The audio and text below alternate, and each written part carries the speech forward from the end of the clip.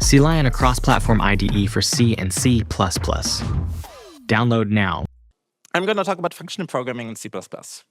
So, first of all, what is functional programming? And obligatory, this is what I'm going to be talking about. So, functional programming has to be contrasted against imperative programming. And imperative programming is a way of programming where you specify instructions that manipulate state in order to achieve a goal. And this is sort of what you're used to as a C and C++ programmers, because this is how C and C++ work. They are mostly started out as imperative programming languages. We have statements and you have variables, and the statements manipulate the variables, and in the end you will do a computation.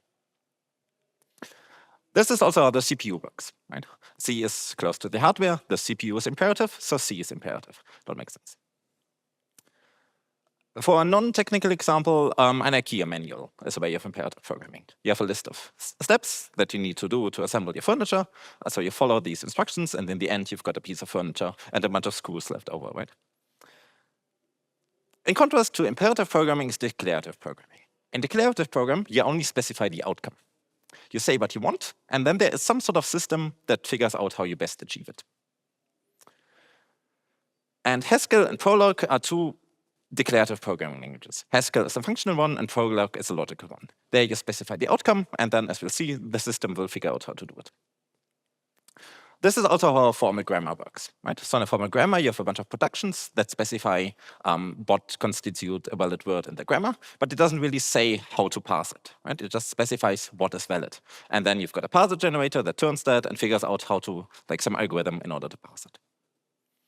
Or the thermostat in your hotel room is a declarative programming. You specify the temperature you want, and then it will either heat or cool the room in order to achieve this thing. But you don't specify exactly, give me 10 minutes of 30 degrees heat. In order to get the temperature, you just specify the goal. And now functional programming is a way of declarative programming by composing functions.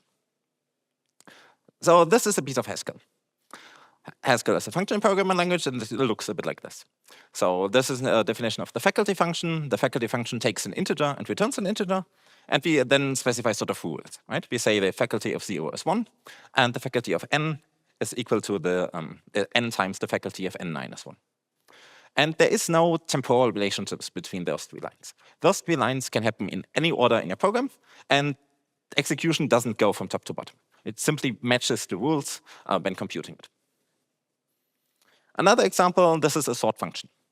So it takes a list of ints and returns a list of ints, and we say that the empty list is already sorted, and if you have a list consisting of one element x, followed by arbitrarily many other elements xs, then to sort that, we take all the left elements, x, and all the right elements, where the left elements are all elements less than x, and the right elements are all elements greater or equal to x. Right? It's in fact a form of quicksort, like a not very efficient, not in place form of quicksort, but it will sort your list. And again, we've got this sort of rules. We simply specify what the sorted list means, and then the system will somehow execute that. In particular, with this bare statement, this is a way of declaring subvariables in Haskell, right? We say we've got a variable left, and this is equal to the filter expression. And we can specify it afterwards because it doesn't really execute it from top to bottom. It's purely declarative. It specifies rules. And don't worry, this is the only Haskell you will see. The rest of the talk is about C++. So this is all fine and good. So why do you want to do that? Right? Why use functional programming? And the big reason to use functional programming is because functional programming eliminates state. And this is really nice because state is where all your bugs is. If you don't have state, you don't have bugs due to invalid states or broken invariants, right? You don't have a complex web of object dependencies with shared pointers in a tree or whatever that all reference each other, and then you update one of them, but you forgot to update some other references to it, and now it's all sort of in a weird state because you don't have any state, right? It's purely declarative. And you don't have any race conditions because you don't have any shared state because you don't have any state.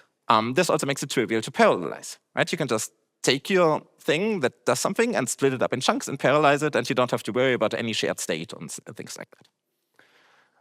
So if this is all good, no state, why doesn't everything use functional programming? Why am I a C++ programmer, not a Haskell programmer? Well, it's because the hardware fundamentally isn't functional. The hardware is imperative, so functional programming does not map neatly to hardware. There is some intermediate step that turns the functional programming into like actual assembly instructions, and this one is avoided. Right? This makes it harder to optimize. The patterns in a functional programming don't map one-to-one to assembly instructions, so there has to be some more work in order to get it efficient. It makes it harder to use any native tools like debuggers or profilers because they all sort of like work on the level of the CPU and then map back into the actual high-level programming language. And the harder you make that mapping, the less efficient they work. And it also makes it a lot harder to interact with native libraries and OS APIs because those are not functional, right? They have state, you manipulate state, it just makes it a lot harder. So as with everything in software engineering, it's a trade-off. Using a functional programming language is a trade-off. It has some advantages, it has some disadvantages. This has to be evaluated based on what you're doing.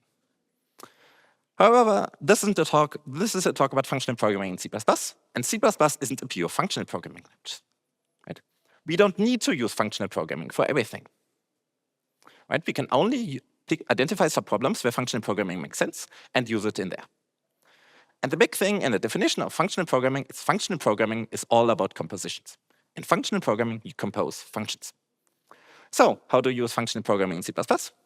You write building blocks using efficient, optimized, and well-tested C++ code using regular imperative-style programming, and then you can compose those building blocks using functional paradigms. And that way you sort of get like the best of both worlds. The individual building blocks are very efficient, and the composition doesn't involve state, makes it easy, and you got all the advantages.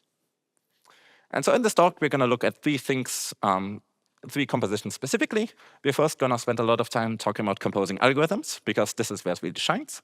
Then we take a step back and look at function composition in general. And finally, we will look at composing I/O. So let's begin by composing algorithms.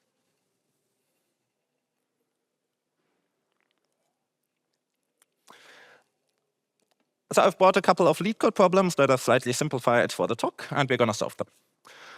So this is a very simple one. Our input is a non-empty list of integers, and the output is the biggest magnitude of an odd integer in the list. So for example, if this is our input list, the output will be 7, because 7 is the odd number with the biggest magnitude in our list. 8 isn't odd, and the sign doesn't matter for the magnitude. And this is how you would solve it using imperative-style programming. We take our list as some sort of range. We remember the current candidate, properly initialize it to some out-of-sentinel value. We iterate over the list. We compute the magnitude. We check whether it's odd. And if so, we update the candidate. And in the end, we return the candidate. And this is imperative because we are having state. Like we need to keep track of the current candidate. And we also need to properly initialize it. If you forget to initialize it, then it doesn't work. If you initialize it to something like 0, then this also wouldn't work, right? There is some edge case in there with the state that let's assume the list is non-empty. And then otherwise, we just specify each instructions on what to do. So how would we do it more functional? And the key about functional is the composition. Right? So always think yourself, what is the composition here? Can we partition this problem into like subproblems that we can then compose? And there are 3 subproblems. The first subproblem is we want to get the magnitude of each number. The second subproblem is we want to drop all the even numbers and only keep the odd ones. And then the third subproblem is we want to find the maximum of something. And so one way to do that is using like C++98 style algorithms. And then we've got our 3 subproblems. So we first compute the magnitude of each number. And we do that by transforming the range with the absolute value function and storing that into an immediate container. And then we want to filter out all the even numbers and keep only the odd ones. So we copy only the odd numbers into a new container using copyif. And finally, we call max to get the maximum out of the filtered magnitude list. And this, I said C++98 style algorithms. This is not quite true. I'm using C++20. But this is just a matter of, instead of having C++98 style algorithms using like begin and end pairs, I'm just using the new algorithms and the stored ranges namespace. We can just specify the entire range at once and don't need to use the begin and end pair. And for the rest of this talk, whenever you see stdr, this means namespace stored ranges. Just an abbreviation to what's on the slide. And now this works. It uses composition, but it's like not really functional, because we still got the state in there, like the intermediate containers. So we have to create this intermediate containers. And this is like expensive because it involves memory. We eagerly compute all results, even if we don't necessarily need them. And then we still have the intermediate state. And all of these problems are due to eager composition. if we use an algorithm, it takes a range, it will iterate over the entire range and store the results somewhere. Right? It's eager, it does everything. It's much better to do it lazily. And for that, now we're really using C++20. So C++20, much bigger than just the convenience, oh, you don't need to pass the iterator pair, are the new views. And views are essentially lazy ranges that compute values on demand. And so when you compose those views, it does nothing. Right? It merely describes a pipeline. It declaratively describes a computation. And only when you actually start iterating over them do the views kick into action and start computing results, but only one element at a time. It will only compute as many elements as you iterate over them. And if you stop iterating, it hasn't computed the rest of the elements. And this truly is like a functional pipeline style with no state wrangling. And all the views are defined in namespace.views, so we'll use this abbreviation on the next slides. So this is how we can solve it using views. We first take a range, and we pipe it to the transform view. Transform view is just like the algorithm. It takes a function and applies it on each element. But it does it lazily. So this first line doesn't do anything. It simply describes magnitudes is a range that is created by calling this function on each element on the input range. But it doesn't do anything. It's like just store some pointers to the input range or what. Then we want to filter out the even numbers, keep only the odd ones, so we use the filter view. Filter view is sort of the equivalent to the copy of algorithm. It skips over elements as we iterate over them if we don't match the predicate. In this case, we skip over the even numbers. And finally, we pass that to the max algorithm as before. Now, this is an actual thing that does something. The max algorithm will start iterating our views, and as it iterates over them, we will get one element at a time, doing the computation, calling the predicate, calling the apps function, and so on. And you might say, oh, we still have state, we've got the couple of variables there. But that's not really state, that's just labels of some of the parts of the pipelines. And in fact, it is probably more idiomatic to write it like this. Just take the entire pipeline and write it in line. So we say, we get the maximum of the range that is transformed and filtered. And the actual, like, the argument to the max function, it doesn't do anything. It merely describes declaratively a pipeline, and when we pass it to max, it does the iteration. And this is really the functional programming in C++ in action, because you've got the individual building blocks, the max algorithm, transform, and filter, that are like highly optimized C++ code, and then we compose them in a very declarative way. So the composition shape we've seen here is the one that takes a range as input, and the output is a range with different values or different size. And the two big workhorses here are transform, which applies a function to each element. In functional programming languages, it's usually called map, but in C++, map is a data structure and not an algorithm, so we call it transform. And filter skips over some elements of the range, and only keeps the ones that satisfy a predicate. And then we also got views like take while and drop while that like remove elements from the beginning or at the end that don't satisfy a predicate, and things like that. And that way you take a range and you transform it into another range. You can get the slides after the talk. You don't need to take a picture of, yeah. The other composition shape is one that takes a range and returns a derived value. And for that, for example, the max algorithm. It takes a range and gives you a derived value, which in this case is the maximum element. There's also the min function, and then some variants that give you an iterator instead of the value. Similarly, we have count. Count counts the number of elements that satisfy a predicate. At all of, any of, none of, return true if all of, any, or none of the elements satisfy a predicate. And various things to like find or search for subranges or elements in a range. And they all take a range and return a derived value, and those are the actual actions that will do some work. If you have questions at any point, by the way, feel free to raise your hand. Now for the second example, here we're having two lists of integers and a target number, and we want to find the two integers, one from each list, whose sum is target. So for example, if those are two lists, and the target is 12, then the output would be the pair 4 and 8, because those are the two numbers, one from each list, that sum to 12. And again, this is how you do it imperatively. So you have a function that takes the two ranges and the target, and then we iterate over them pairwise, check whether we reach the target, and if so, we return it. Otherwise, we return an empty option. And again, to make this one more functional, we have to think yourself, what is the composition? Right? How can we compose that into subproblems? And the subproblems here are, we generate all the pairs, and now we want to find a pair whose sum is target. Those are the two subproblems. And this is very straightforward using the views again. So to generate all the pairs, we call Cartesian product and give it our ranges. And the Cartesian product of 2 or more ranges is all the pairs, like all possible combinations of elements of the 2 pairs.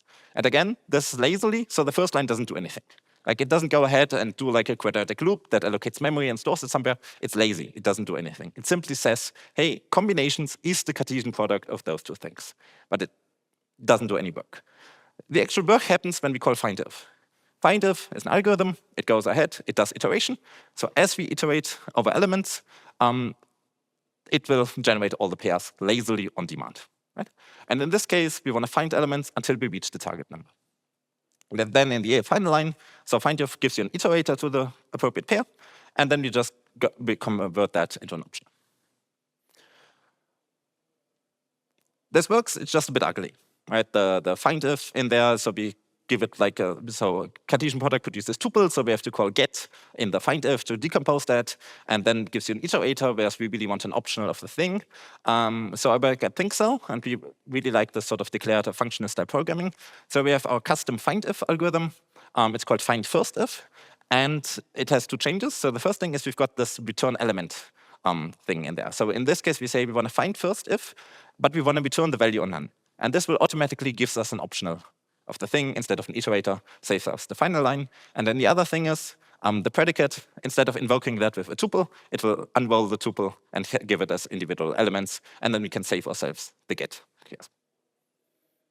So this makes it just nicer to write than this code. That's otherwise just equivalent. It's really convenient. We use it a lot. We have like dozens of these return value specifiers, for example. Now another thing that's really nice is because we're doing it declaratively, and we like separate the, hey, this is what we're doing versus the actual computation, it's trivial to parallelize. So if we go back to,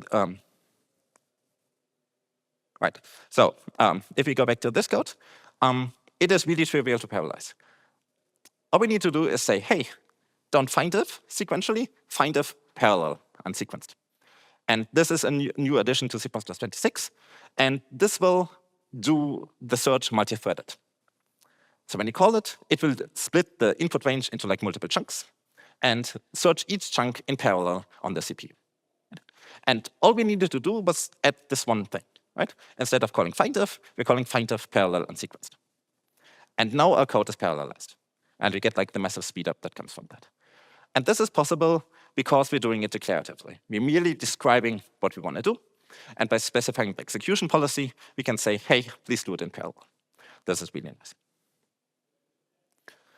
And just for completeness, even though this is now parallel, it's still fundamentally a quadratic algorithm, which is unnecessary. So if we want to go take a step back and introduce a bit of state and don't do it in the purely functional way, the much better way is to like create a lookup table for the first range. And then when we iterate over the second one, we look up elements in the lookup table and return the result. And this is now a linear algorithm that uses a bit of state.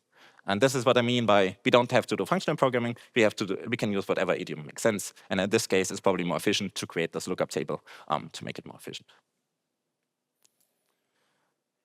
The composition shape we've seen here is one that takes multiple ranges and maps them into a single range. And Cartesian product is the tuple of all possible element combinations. And this is fundamentally like a product of the sizes. Similar, we have zip. Zip is a tuple of the corresponding elements. So it goes over all of them at the same time. And then the first element in the zip view will be all the first element of the ranges. The second element will be all the second element of the ranges, and so on. And this is really useful if you want to do over them in lockstep. For example, if you want to have a container together with all its indices, this is a zip of the index range with the element range, for example. And also, it's really useful to have like a zip of a range with itself. So for example, if you want to do like pairwise, then you zip the range with the range shifted one by over, and then you get all the pairs and things like that. So zip is really useful. And in C++ 26, we will also get concat, and concat is simply all elements one after the other. So first all elements from the first range, then all elements from the second range, and so on. And that's how you can like take multiple ranges and map them into a single range. For another problem, given a list of integers, we want to find the length of the longest contiguous subsequence of increasing numbers. So for example, if this is our input, then the output would be 4, because the subsequence 2, 4, 5, 7 is the longest subsequence of purely increasing numbers. And writing this imperatively starts to get annoying. So we iterate over all the elements, and we keep track of the previous number in order to determine whether it still is an increasing subsequence. So if it is, then we simply increase the current length. But if we are at the start of a new subsequence, then we have to like stop. OK, this is the length, update the maximum if necessary, reset back the current length, and then we continue on iterating. And in the end, it could be that the increasing subsequence at the end that is not terminated could be longer than the maximum we've seen so far. So we have to do another max thing at the end to keep in track. And this is a bunch of state. We have to properly initialize it. We have to make sure that it all works out and stuff like that. It's starting to get really, like you have to keep a bunch of stuff in your head to make this work. So what is the composition here? Well, the first thing is we have our list, and we want to split them into the chunks of increasing numbers. And then we just need to determine the size of each chunk and return the maximum. These are the three compositions. And with views, it's a one-liner. Like it's one statement, like multiple lines, but like one statement. So we take our range, and we call chunk by. Chunk by takes a predicate and invokes the predicate on each pair of adjacent elements and splits it when the predicate returns false. So the first thing chunk by considers is 1 and 3. 1 is less than 3, so the predicate returns 2, so 1 and 3 are part of the same chunk. It then goes on further and asks for 3 and 2. 3 and 2, the predicate no longer returns false, so it splits it. And now the first chunk consists of 1 and 3. And then it starts over with 2, compares 2 with 4. It works, so we add it on. With 5, it works, so 4 and 5, 5 and 7. And then at 7 and 6, the predicate is false, so we split. So this is another chunk, and then 6 is the final remaining one. And this, again, happens lazily. It doesn't allocate anything. It simply iterates over all the elements. And so essentially, when you start iterating over the chunk by view, it goes ahead, tries to find the end of the current chunk, and then gives you that subrange as the first element. And then when you increment it, it tries to find the next chunk and gives you that subrange as like a span. And this is all really lightweight. It doesn't do any allocation. Well, and now we've got all the chunks, but we just want the sizes, so we call transform. In this case, transform is called on each chunk, and we want to get the size. So we pass it size as the transformation function that takes the chunk and returns the size. Well, and then we just want the maximum, so we pass the entire thing to max. And max will then only see the sizes of the chunks and gives you the maximum, and that is the length of the longest increasing subset. Right? And again, only the max one does the actual work. The argument merely describes the input to max, and then lazily, as we iterate over it, we get all the elements. And so the composition shape here is, given a range, give me range of ranges. And chunk by is one that takes a range and splits it into like multiple chunks based on a predicate. More straightforward, we have split. Split takes a range and splits it at like specific elements. And then we've got like a range. For example, we can split a string of characters at spaces, and then we've got all the words. And then we've got slides. A slide simply produces a sliding window of a thing. So it will give you, for example, the first 3, then the next, like 2 to 4, then 3 to 6, and so on. And that's how you can split a single range into like a range of ranges. Speaking of words, this is like a common interview question, I think. Given a string, give me a string where all the words, where word is a sequence of letters, are in reverse order, but otherwise the order stays the same. So if this is our input, this is the output. We've reversed all the words, but kept the relative order the same. And this is really, really annoying now to do it imperatively. I mean, it would be, but like, to be honest, I just started writing the function and then ChatGPT auto-completed the entire thing. So I don't know whether this is correct, but you know, it's a bunch of code to keep in your head. So we iterate over them, and then to like identify the start of a new word, we look at, hey, so is the current character alphanumeric, but the previous one wasn't. Then we are like at a new word boundary, and if so, we go ahead and find the end of the find the end of the word, reverse it in place, and continue on, and so on. But again, what is the composition here?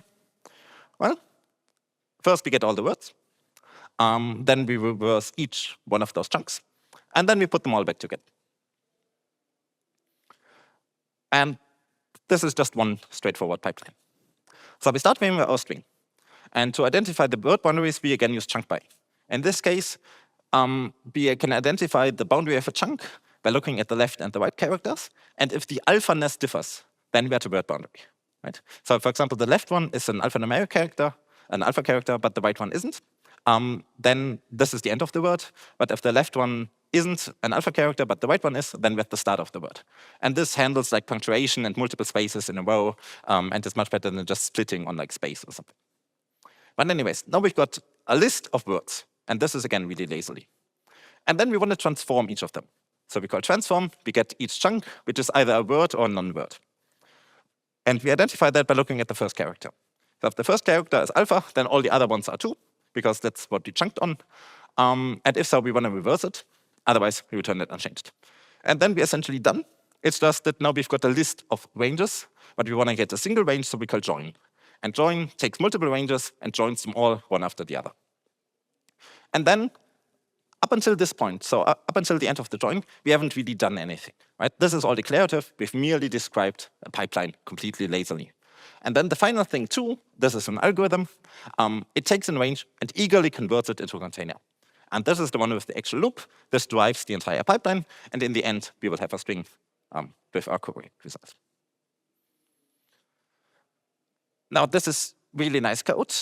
It just unfortunately doesn't compile. And the reason it doesn't compile is because of the predicate in the transform.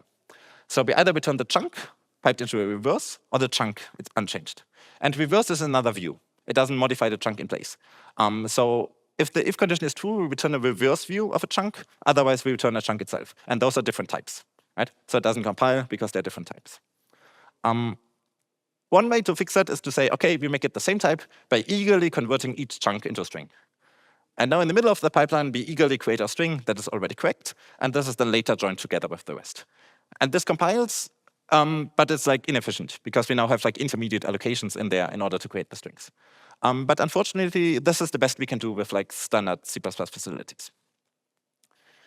However, we at ThinkCell, we've got this conditional range macro. And essentially, the conditional range allows us to return 2 different ranges by essentially returning both into like a single, like sort of like a variant range that either iterates over one or the other.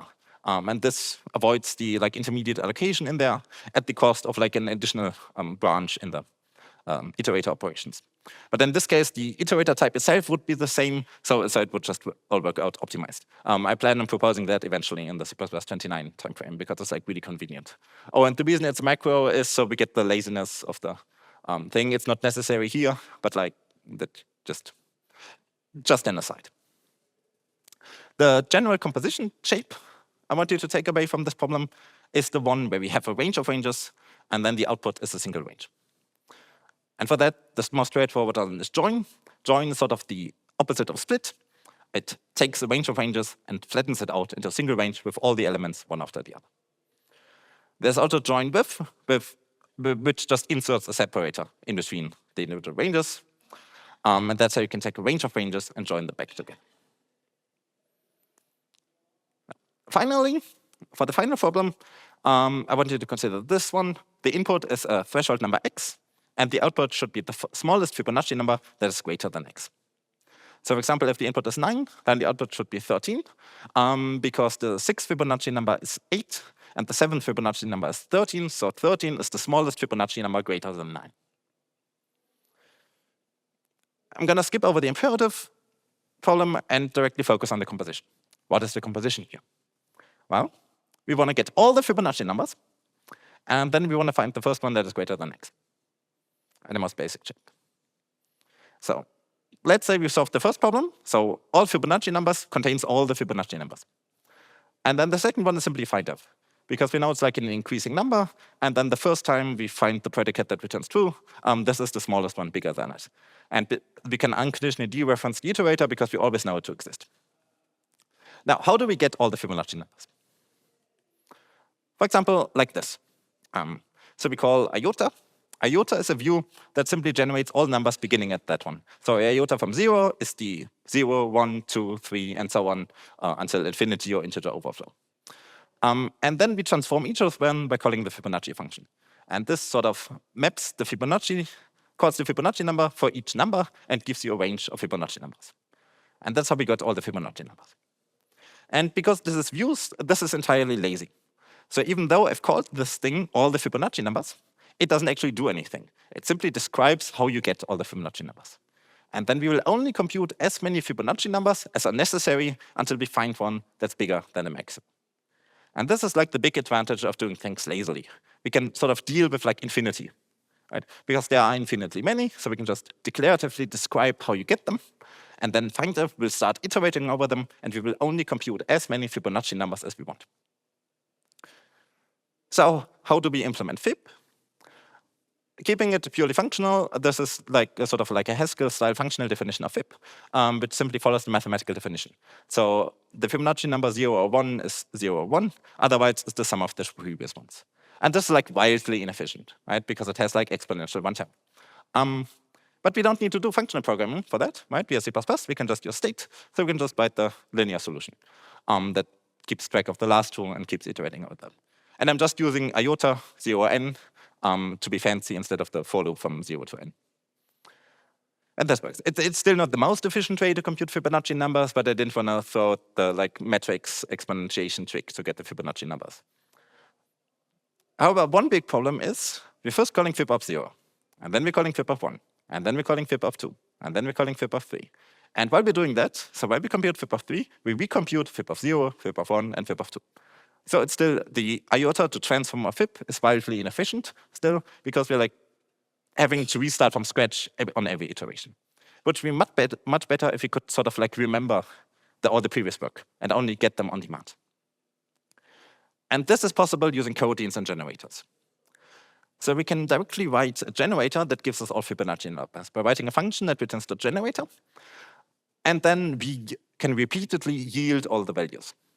And the way this works is when we call all Fibonacci numbers, it's lazily, it doesn't do anything. And as we start iterating the resulting state generator, it will start executing all the Fibonacci numbers until it reaches the first co-yield.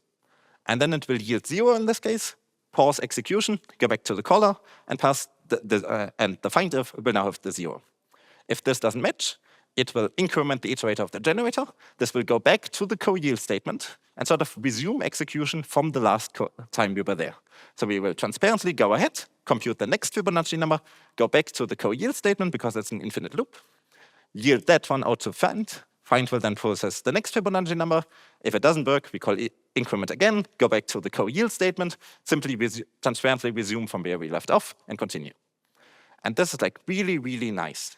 It allows us to completely lazily generate arbitrary values that we want by sort of automatically keeping track of all the necessary state. It's really convenient. So the composition shape is here. We start with nothing and we generate a range. And we can do that with iota if we simply want to generate an incrementing range of numbers. And this is often useful because, as we can see, we can take the iota and pipe it into a transform, and suddenly we've got arbitrary values. Or if it's more complicated, we can write generator and co-yield and generate however we want to generate values. And then we can start throwing all the range algorithms in there, and it will lazily compute all the values on demand necessary to solve the problem.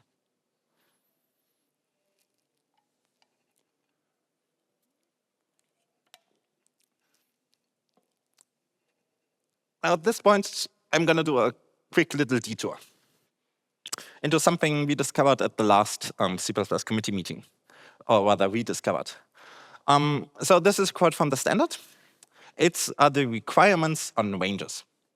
It's the definition of a range. And in particular, a range is an iterator and a sentinel that designates the beginning and the end. And the sentinel can itself be an iterator. And then we've got the traditional iterator pair make up a range. And then it continues and says that, okay, so we've got a range from iterator to sentinel, and it's empty if I is equal to s. Otherwise, it refers to the elements in the data structure starting at some point I and going up to, but not including the element pointed to by the first iterator j, so that j is equal to s. And essentially, so we start at I, and we keep incrementing until we reach s, and this is the elements of our range. This all makes sense. And then it continues on and says, okay, a sentinel S is called reachable from an iterator I if and only if there's a finite sequence of applications on ++I until we eventually reach I equals S. Until there's a finite sequence. If we do an iota of 0, unsigned 0, so we don't have integer overflow, there is no finite sequence of applications that will make I equal to S. Because by definition, iota 0 is the infinite range beginning of 0 that never ends. So we will never reach the end of this range. It is a truly infinite range. And so in fact, the sentinel type of this range is stood unreachable sentinel T. So it is an unreachable sentinel. The sentinel is not reachable. Now the problem is, the statement continues and says, if S is reachable from IS denotes a valid range. A valid range, huh? The result of the application of library functions on invalid ranges is undefined. Oh. What this means is that this is undefined behavior. What we did with calling like findif on an iota 0 or like some other infinite range is undefined behavior because we're calling a library function on an infinite range. This is also undefined behavior. So we're calling iota 0 and we want to get only the first 10 elements, and this is still undefined behavior because we're calling the pipe operator on an invalid range. This is also undefined behavior because we're calling begin of iota. And begin is a standard library member function, and we're calling it on an infinite range. That is invalid, so this is undefined behavior. And even this is undefined behavior because we're calling the destructor of iota view. So that's not ideal, to say the least, that the standard library provides something, but you're not really allowed to use it. But as newly appointed chair of the StudRanger study group in the C++ committee, I can promise you this is going to be fixed in the next 10 years or so. Maybe. It's like a hard problem because we don't want to just weaken the definition of valid ranges because we want to disallow a wide range of invalid ranges while still allowing it's a complicated problem, but we're going to get on it, and then finally you can write standard conforming code that uses the standard library. Because right now you cannot write standard conforming code that uses iota, which is kind of silly because why do we provide it if you can't use it? Anyways, don't worry too much about that. I just wanted to mention it for completeness. So the general takeaway here is composing algorithms. Really try to identify small building blocks for solving a problem. To create a range, use iota generator. To transform ranges, use transformer filter. To combine ranges, use Cartesian product, zip, or concat. To split ranges, use split or chunk by. And to join ranges, use join and join with. And then you can declaratively sort of build up a range and pass them to the algorithms. And the most common ones are like various kinds of folds to get the maximum, the minimum, the count, and so on, or like various search functions. And if you do that, composing algorithms minimizes the use of for. You don't need for loops because you declaratively created your thing and composed it using algorithms. Any questions about composing algorithms? Okay. Yeah. Question. Can you extract one chunk size? Can you extract one chunk and also the size? Yes. What you can do is you can take the chunks, pass them to transform, and have transform return a pair of the chunk and the size. Right? Yeah. There's a microphone coming. Oh, sorry. Yeah. If you have a sequence of transforms, each say taking a range to a range with the same number of elements, then I guess the code that's run does a memory allocation for a kind of intermediate range, and then for the next transformation, another.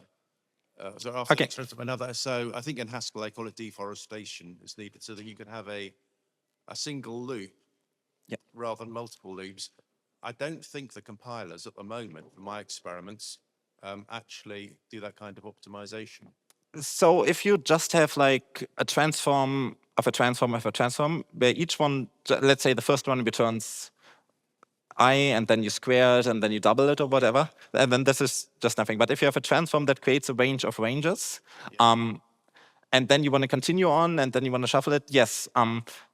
This is again the thing where like functional programming does not map to the way the hardware works. And essentially what you're creating some sort of state machine and not nested loops. And it is a bit hard for the optimizer to turn the state machine back into nested loops. Right? And this is why I'm saying like this is a trade-off. If this is like a hotspot, go the level down, write the specialized thing imperatively, right? But like if it's not, then you can just do that, right? And it's a lot easier. Thank you. Yeah. Okay.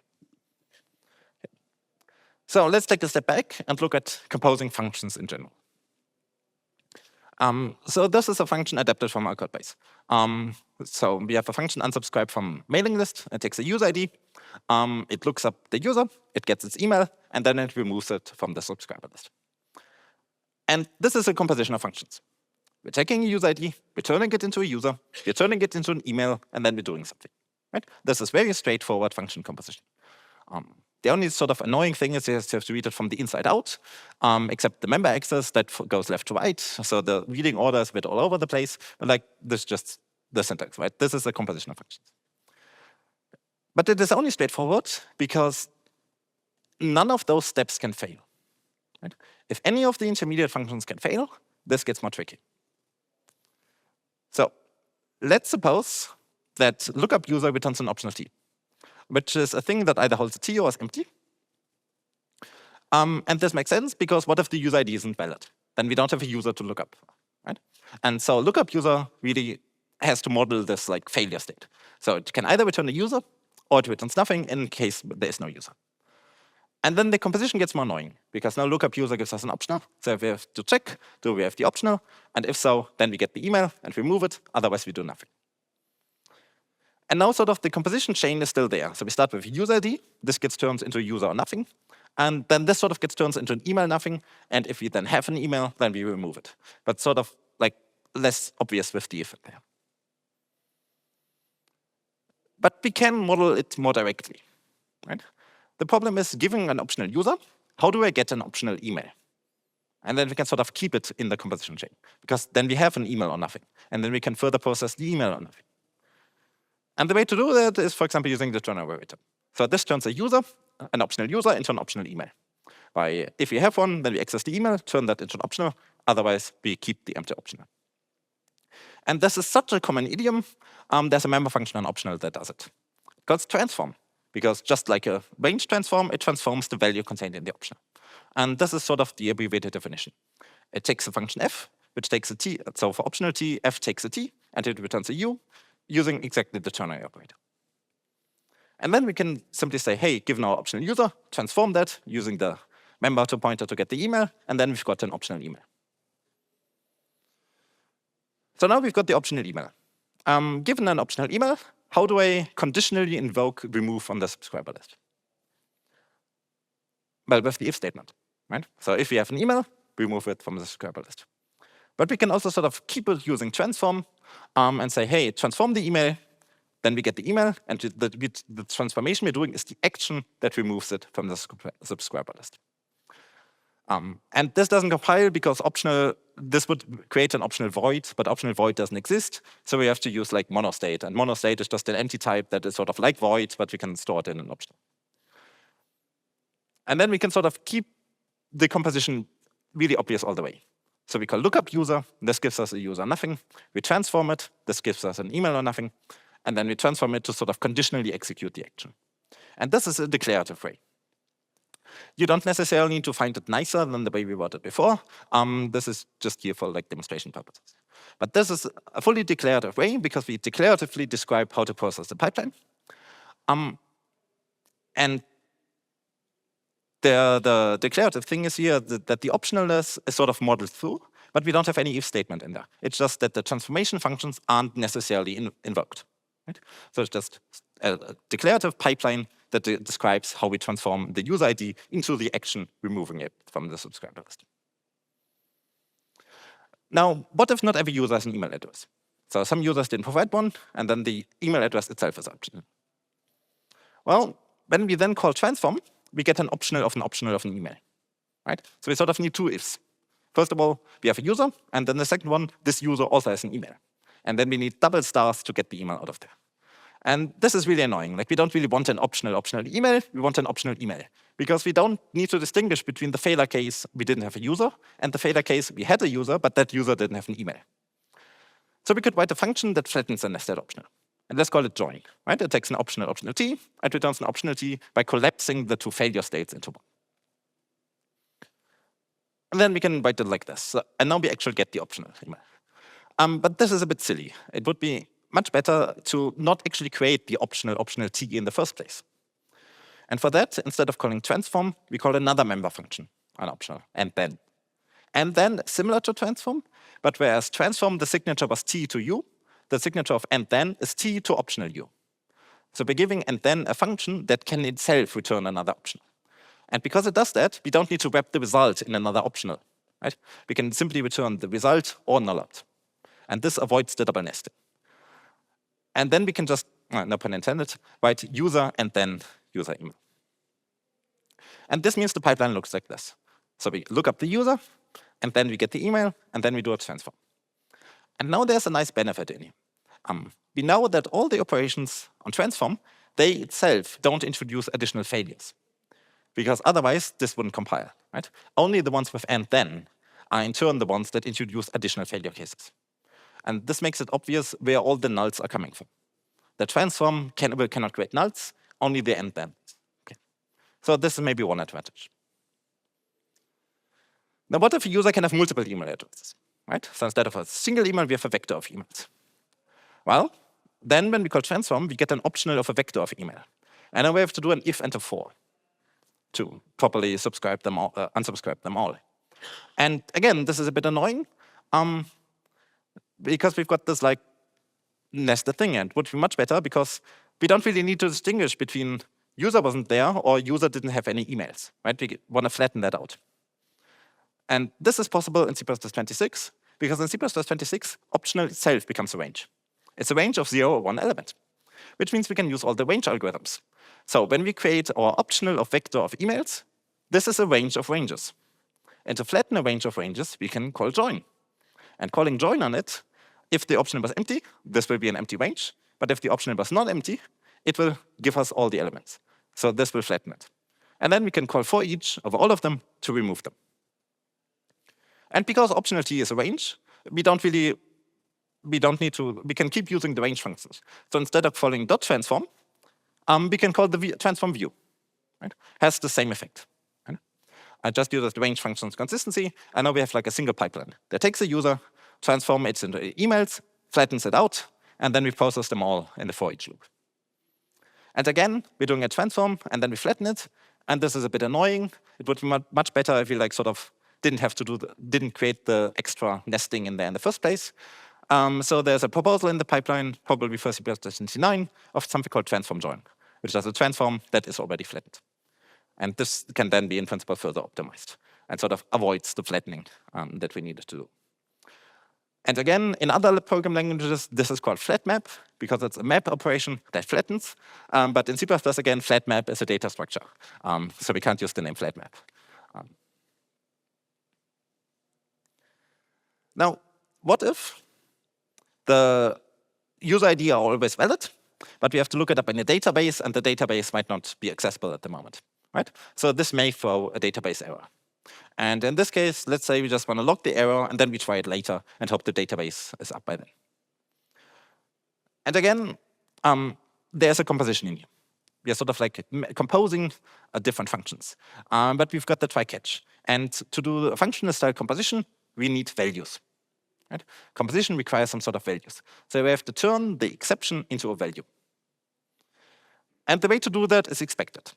Expected is like optional, but it's also, instead of just storing nothing, it stores an error.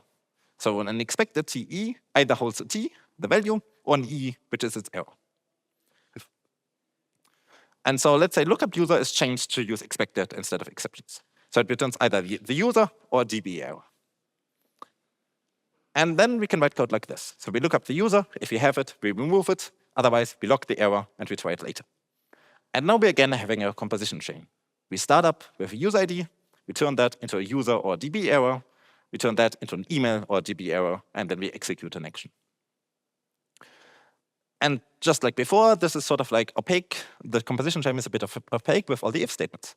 But I think you know how we can make that more obvious by using the transform function on expected. Transform on expected is just like transform on optional. It's just that instead of returning nullopt, it sort of keeps the error unchanged. So if you have a value, we pass that to our function f, and return an expected that contains the transform value. Otherwise, we propagate the error through. And then we can write code like this. So we look up the user. this is a user or DB error, we transform it into an email or DB error, and then we transform it into the action. And unlike optional, expected actually supports void, so we don't need to return the monostate. The result of this entire thing is a void or DB error, and if it's a void, then we've successfully done all the steps we needed, and if it's a DB error, we need to handle it. And so we've got one final if at the end to handle the error. And we can also get rid of this if. Instead of calling, because there isn't only transform, there's also transform error. And this is just like transform, but it calls the function on the error case and passes on the value unchanged. And so with transform error, we can just put in a final transform error at the end, and this is the action if you have an error. And expected rightfully doesn't support void in the error case, so we have to use monostate here to indicate that, hey, we're done with the error handling. And this is, again, a declarative pipeline. And now it's truly declarative because we don't execute all of those functions in that order.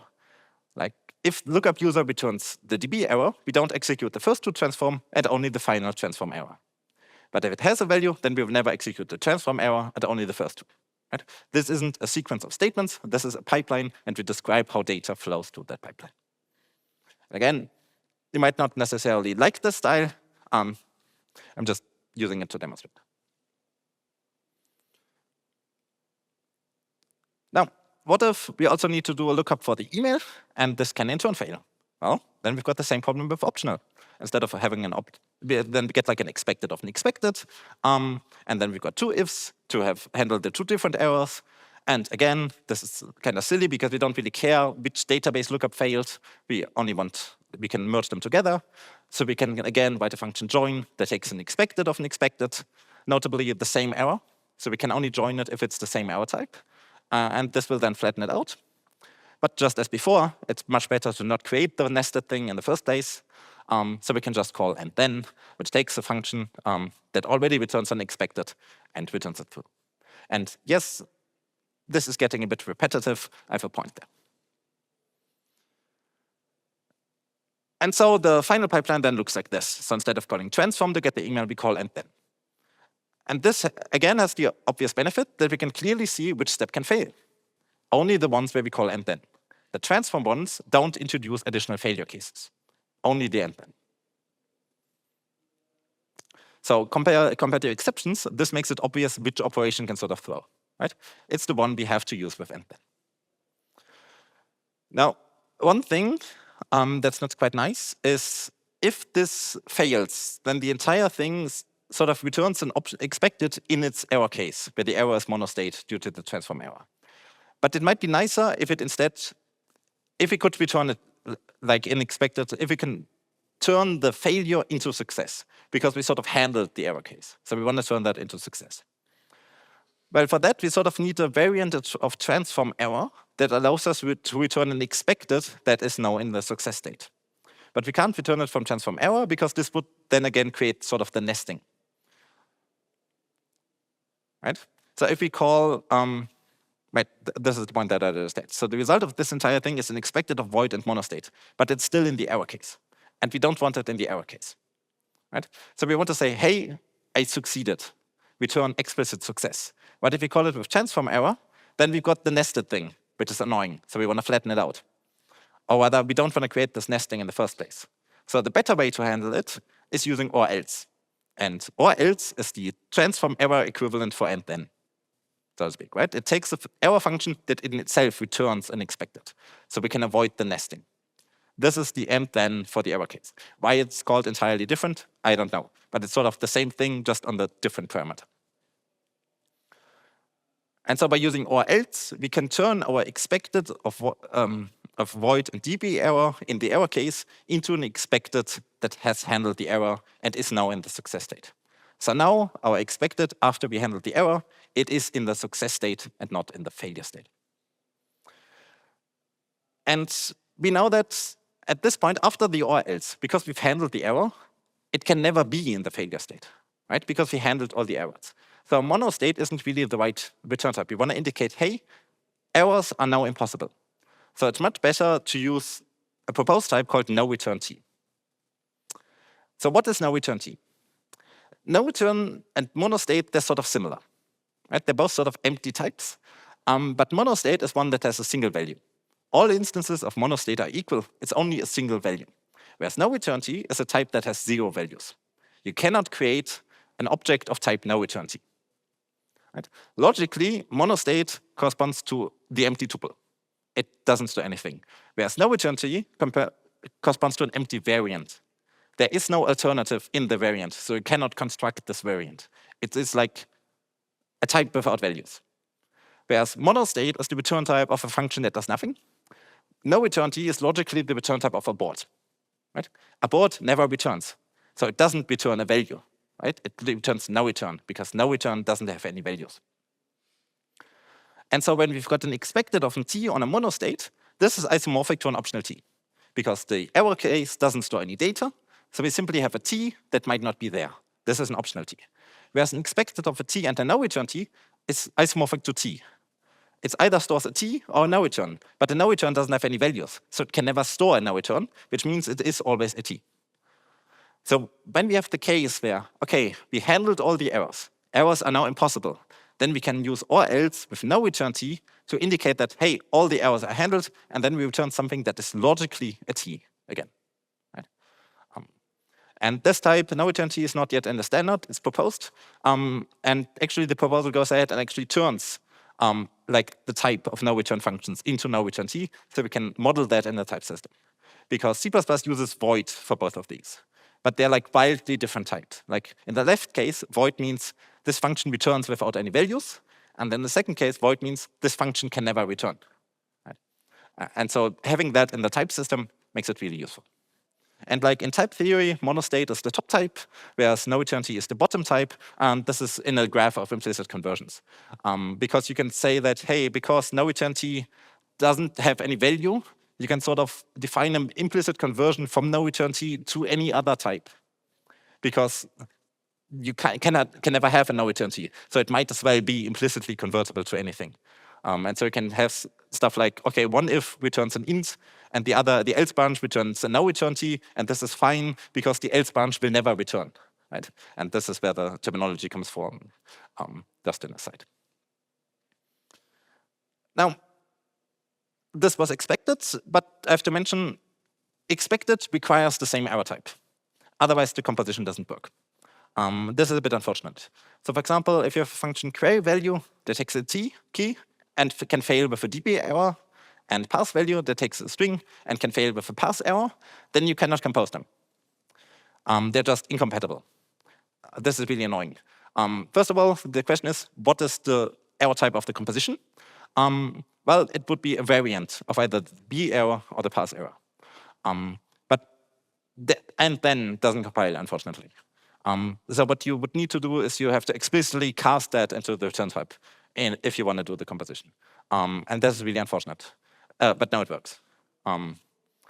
And we again see the case that when we call and then, it makes it really obvious this is the function that can fail, whereas the transform at the end, this one cannot fail.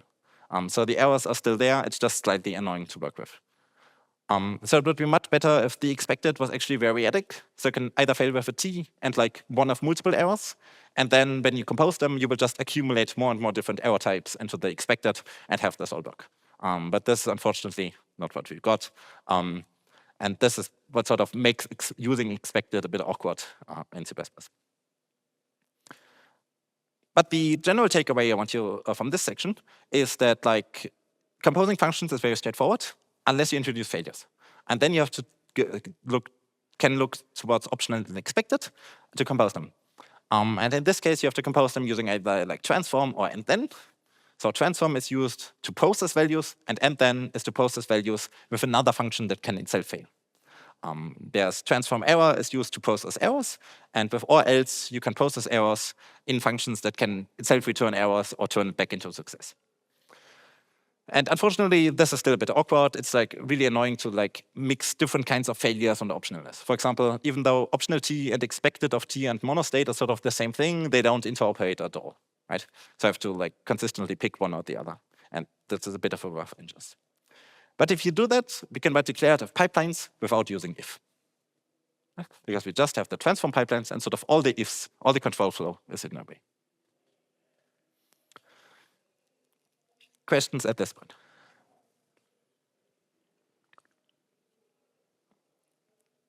Okay. So finally, I'm going to look at composing I/O. And for that, I want to look back at functional programming in general. So in a pure functional programming languages, all functions are pure. And this means that you do not have any side effects during computation. And when you call a function, it always results in the same value when you call it with the same input. That means you do not have any global state, and you don't have any functions that can interact with the outside world, because that would inherently give you different values when you call it multiple times. This raises the obvious question, how do you do anything? Right? If you can't interact with the outside world, how do you do anything? Right? How do you write a very simple program that reads an integer, squares it, and writes it back out? This is impure. Like, read int, every time you call it, you potentially get a different value. This makes it impure. And write int obviously interacts with the outside world. It writes an int out. So from the outside, you can observe whether you called it. This is impure. You can't do it in a functional programming language. So instead, what they do is they cheat and say, OK, we manipulate actions. So read int doesn't give me an int.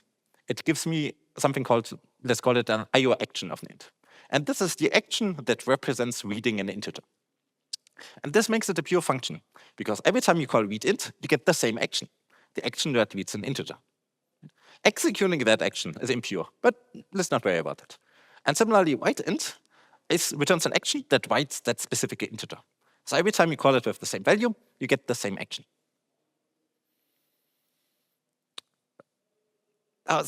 But then this code doesn't compile, because when you call read int, you can't square it because it's not an int. It's an action that returns an int. But we can assume that we provide transform, right? So we can call transform on an I/O action and give it a function, and this will transform the action that reads an int into an action that reads an int and squares it.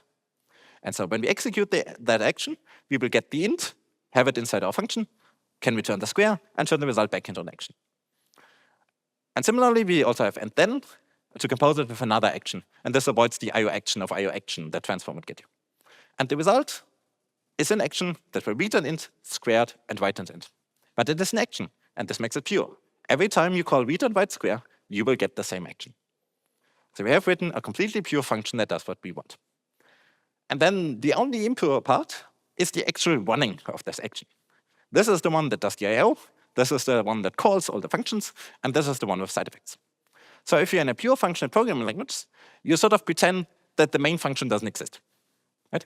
All you do is manipulate actions.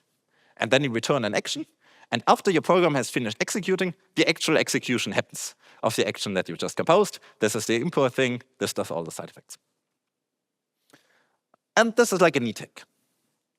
Now, C++ doesn't need to do it, because C++ is not a pure function programming language. Functions in C++ don't need to be pure.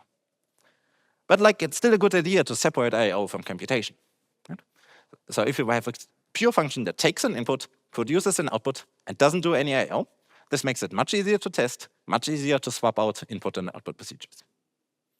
So this idea of composing actions can still be useful. Right? If you first declaratively compose actions to describe your computation, and then execute them later, you can swap out exactly how you execute them. And this is the entire idea behind this talk. And one example that works exactly like this are the senders receivers that are coming in C++26. So a sender is one of these actions. It's an action that when you execute it will get you some values. So you can write the read and write square int using senders. So we have a function that reads int asynchronously using a sender, and a function write int that writes the int and returns as a sender. Those are two pure functions that merely describe actions, and then we compose them. It's really unfortunate senders receiver doesn't use the same naming convention as optional and expected. So the transform function is called then. So then is the transform that takes the sender and transforms its value. And then function is called let value. So let value is the and then that takes a function with another sender. And this is equivalent. And then to run a sender, you call, for example, sync wait, and this will execute it and block the current thread. And this is because the senders receiver thing is really meant for multi-threading. So, for example, this is a function that takes a scheduler. Now, a scheduler is something that allows us to schedule work. And in the first line, what we do is we call schedule on the scheduler. And this returns an action that will execute on the specific scheduler. And then we change something at the end. In this case, we want to compute the 10th Fibonacci number.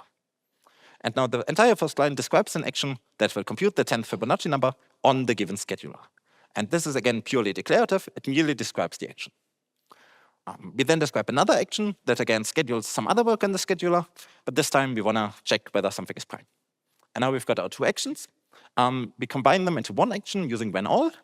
When all returns us the sender that waits until all the senders are done. And at this point, we still haven't done anything. We've merely described our actions. And then to run them, we call sync wait. Sync wait takes our composed actions. It will actually start doing the scheduling, and this code will do work in parallel, and then print it out interleaved because I didn't bother logging the output stream. And we can go a bit further and say, okay, we can combine the two. Right? So this is a function that reads a Fibonacci number, computes it, and writes it back out. And this mixes the asynchronicity of writing with multithreading. So we say, okay, we schedule it all on the scheduler, and then the first thing we do is we call async And this will sort of presumably do some I/O. And while the I/O is running, the scheduler, the underlying thread pool or whatever, is free to do other work. Because it's really easy to sort of like mix the multi-threading with the asynchronicity using senders receivers. And this is also where the let value name comes from, because we sort of say let value the sender, and then we get the value like in the I of the then function. And the I is sort of the name for the read-int that we let in the line above. And this combines multi-threading with asynchronicity. So the general takeaway here is declaratively build your plans and execute them later, and separate I/O from computation. And that way, you minimize impure functions, make your code easier to test, easier to reason about. Now with that, let's conclude. So that all seemed repetitive. We had ranges that contain 0 or more values. And then we had transform to change those values, transform join to change them into a function that itself returns a range, and join to flatten nested ranges. We had optional and expected, which contain a value or nothing or an error or something. And then we had dot transform to change the value, dot and then to change the value with another function that can itself fail, and we can write some function to join them all together. And then we had this IO actions or senders. They sort of contain a value in the future, so to speak. They're an action that describes how to get a value. We can transform them, we can and then them, although for senders it's called then and let value. And we can also write a join. And this is all sort of like a similar thing. Like we all have a box that contains some sort of value. And this is because those are all monads. And that's really all a monad is. Right? There is this like weird, complicated term in functional programming, but it's really simple. Like a monad in C++ terms is just a type that has a transform and a join and some way to create it. And this is merely some sort of box of some value, and then you can transform the value in this box around. And they're so essential because monads are what enable composition. Functional programming is all about composition, and composition is enabled by monads. And this is why they're sort of two interlinked concepts. But it's really not that hard. It's really just the thing you do composition that enables us using monads. So functional programming is all about compositions. Monads enable composition. And to do that in C++, you write your building blocks using efficient, optimized, and well-tested C++ code, and then you combine them using functional programming paradigms. And that way, you sort of get the best of both worlds. I work at ThinkCell. We sell a plugin for PowerPoint using a bunch of nice C++. We're hiring, so check that out. Thank you.